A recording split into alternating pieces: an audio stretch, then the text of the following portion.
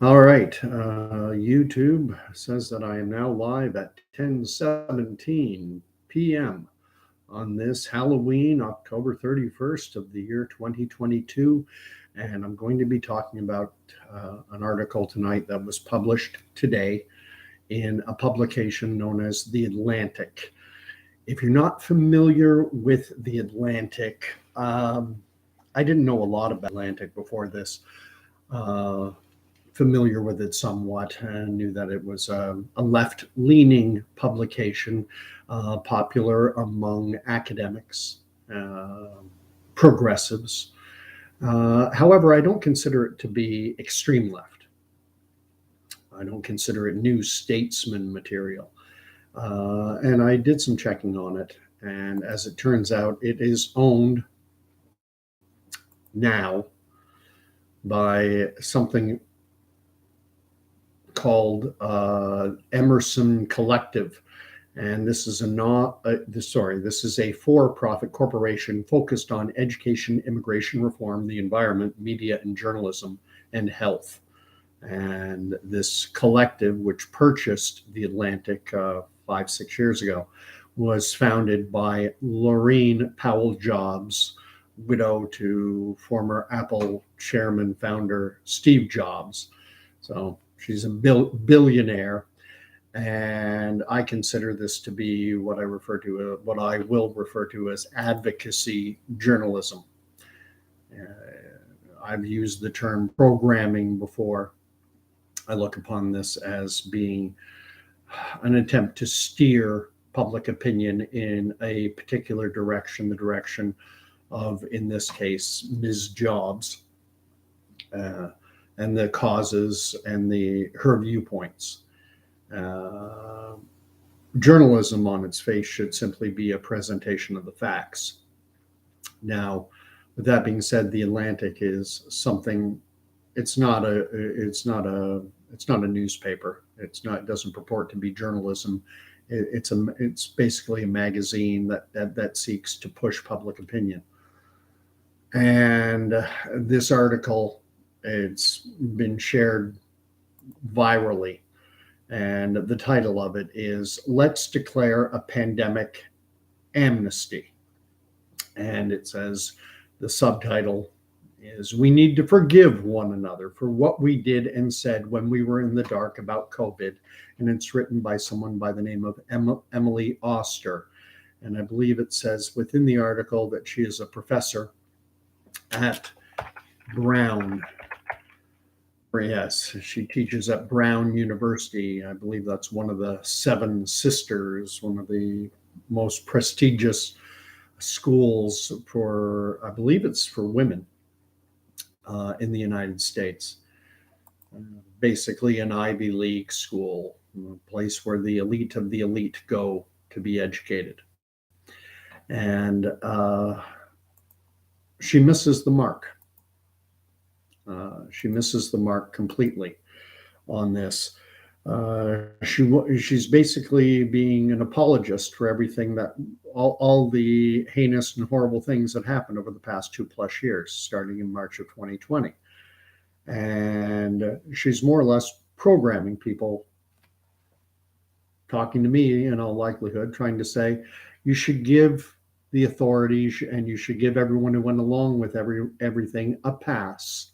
We didn't know. She cites an example where early in the pandemic, she and her family were walking across on a trail and went across a bridge or something.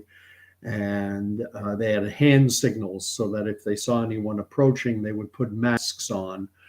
And how her then 4-year-old child, another child, got too close, and her then 4-year-old screamed, "Social distancing!" Um, that's somewhat benign, in my view. She talks about the damage, the horrendous damage that have been done to children by closing schools and keeping them closed for such a protracted period of time. And that's more serious, but it's still relatively benign. She sidesteps the central point, the most egregious violation of basic human rights that happened under the guise of we didn't know. And that's over the vaccines.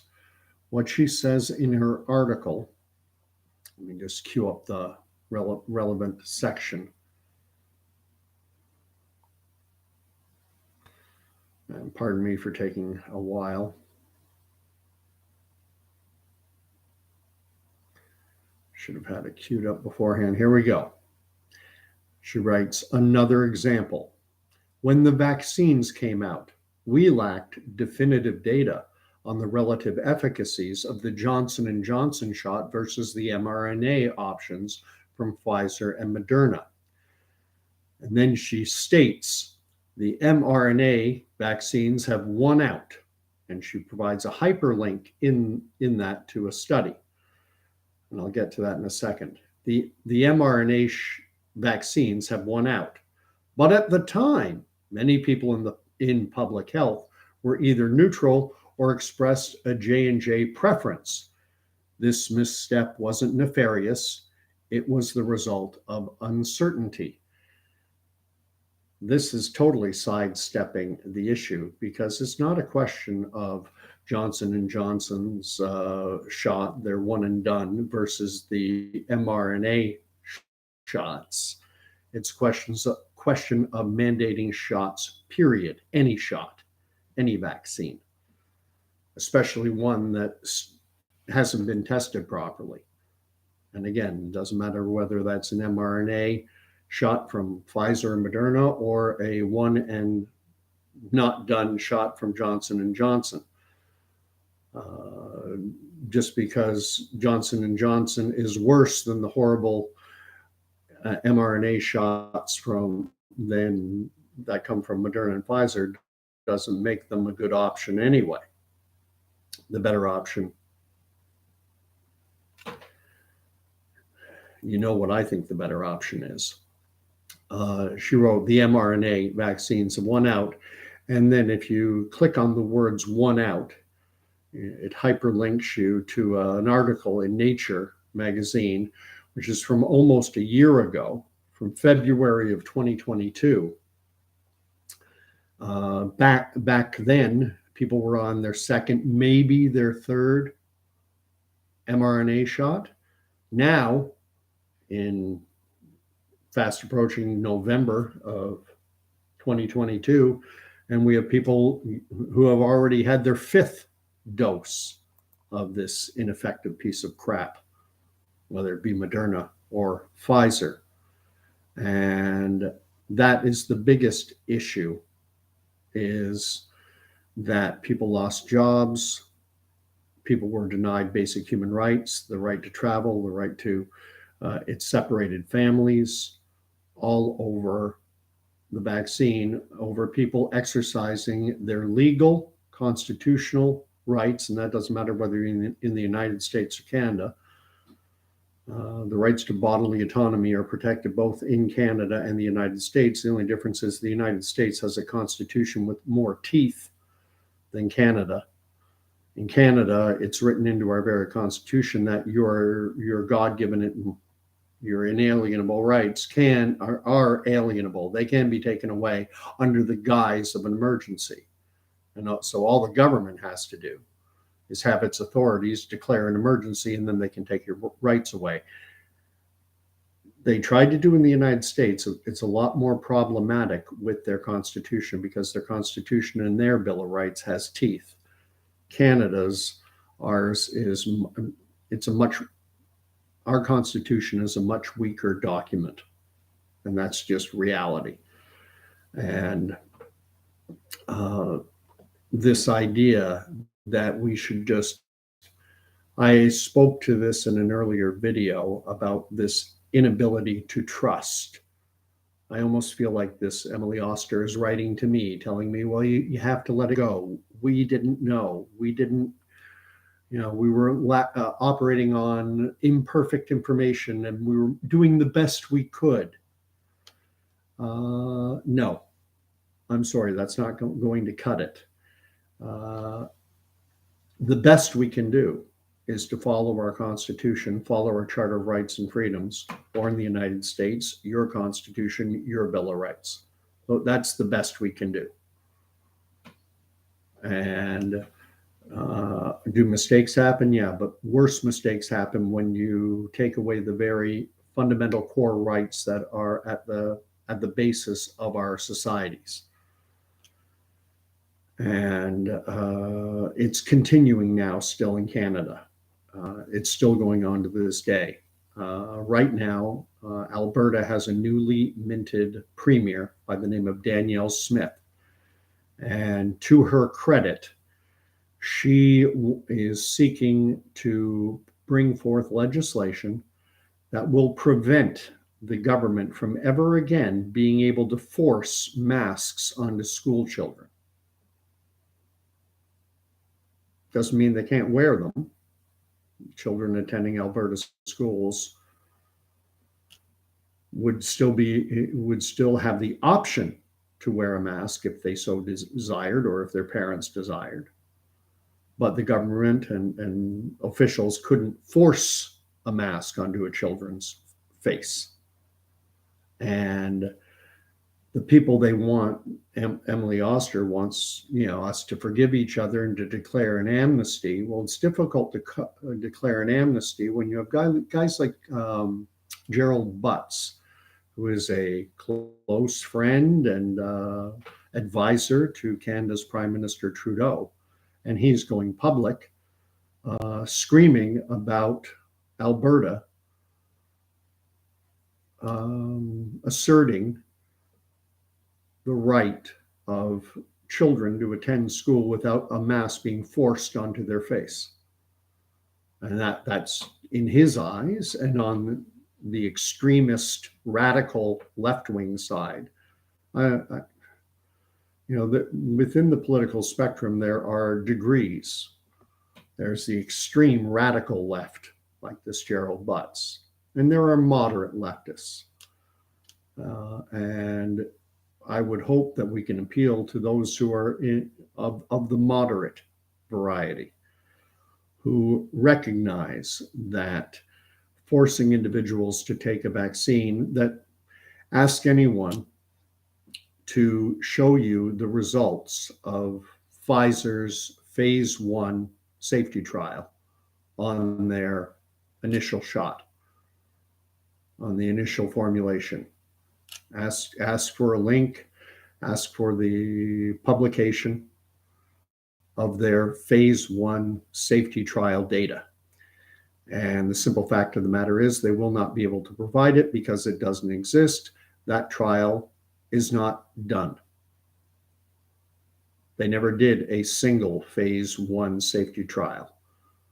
They rolled the phase 1 safety trial in with the phase 2 efficacy trial, in with the large-scale phase 3 trial. They ran them all three concurrently. So we still don't have that phase 1 safety data, which we would normally have for any pharmaceutical product. Would do a phase 1, it would stop, they would publish the results, and then they would go to the regulators and with the design for a phase 2 efficacy trial. And then from there, it would be up to the regulators whether or not to approve that phase 2 trial and allow it to go forward. So we've been lied to so often, and those who chose to believe the liars, we can't just give them a pass and say, well, because they will believe the liars again. They didn't see the lies the first time, so they're not going to see the lies again going forward. And I harp on this a lot. I stress it simply because these shots, like Pfizer or Moderna, neither one is completed. You can't show anyone the phase 1 safety data because it doesn't exist yet. And when you're dealing with a company like Pfizer, which has a documented history of illegal activities, one of which is withholding adverse events from their trial results. They've been fined billions of dollars. They've been fined for bribing physicians. And it's companies like Pfizer this is who this Emily Oster wants us to forgive. Well, no. And if you're going to and if things come down again, are they going to force this bivalent booster shot, which 83% of Canadians are tapping out of? 83% of Canadians, at least according to data that's come out within the last week or so, 83% of us haven't had a COVID shot in the last 6 months. 20% of us have never had one to begin with. So the so-called anti-vax crowd is the overwhelming majority of the population now. We've lost faith, trust, confidence, and you're not going to get it back by just saying, okay, well, we didn't know. When you don't know, then you say, I don't know. If you don't know, you let people make up their own damn mind. So she talked at the end of the article about how those of us who have been proven right over and over and over again, that we have a tendency to want to gloat. Sure we do. We got it right. The individuals, guys like Joe Biden telling everyone, oh, you're all going to die. You're all going to be in hospital sucking air through a ventilator. Well, they were wrong. The arrogant, sanctimonious Joe Biden's, Justin Trudeau's, and the rest of them of this world have been proven wrong over and over and over again. And those who put their blind faith and hope and trust in these same people who've been wrong over and over and over again, we just can't go back to trusting blindly again. The thing is, if we do gloat, and this point that she makes in her article is somewhat valid. She makes the point that by gloating, that it can cause individuals to become retrenched in their opinions. And even though they don't have a leg to stand on, well, you're a racist. The typical brainless rhetoric that these morons throw out because they haven't got a leg to stand on, but you're not going to change their minds. The only way things move forward, the only way we get over this is for those responsible for the egregious illegal activities that were allowed to go forward, is if they are taken into account and have to face repercussions for their actions, for closing schools, for forcing vaccines on people. That's the only way it stops. You can't just ask for a reset. Good luck. That's what this whole agenda is about to begin with. It's all about resetting.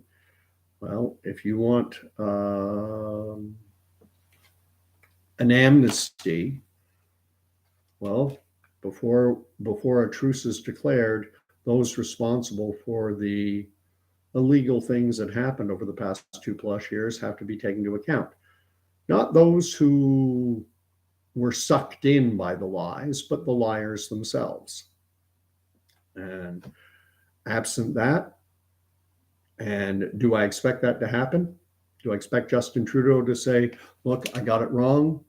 I was wrong to do these things. I'm resigning.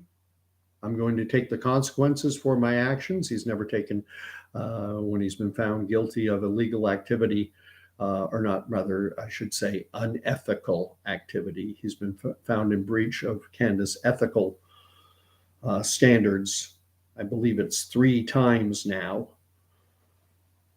And he's never taken responsibility and resigned his office. He's not going to do it now. So, unfortunately, we're in a situation where those who broke the law, abrogated our Constitution, wiped their rear ends with our Charter of Rights and Freedoms, they want to be forgiven. No, it's not going to happen. And we've got to keep fighting. We've got to keep fighting, got to keep talking. We've got to keep sharing the fact that we were smart enough not to take these experimental shots that still can't show you safety data from a phase 1 trial. Someone wants to post the link to the phase 1 safety trial data from Pfizer or Moderna. I'm on all eyes. I'll look at it, but you can't publish something that doesn't exist. They only did one single trial, and we have government regulators approving drugs that haven't even completed the one single trial they did, which they call the phase 1, 2, 3 combined. So I'll end it there, 20 odd minutes. If you have any comments, throw them up. Read the article. It's good to know what's being punted and how to refute it, because I do see people saying, well, we need to let this go. We need to get past this. Well, you know what? Before we can get past this,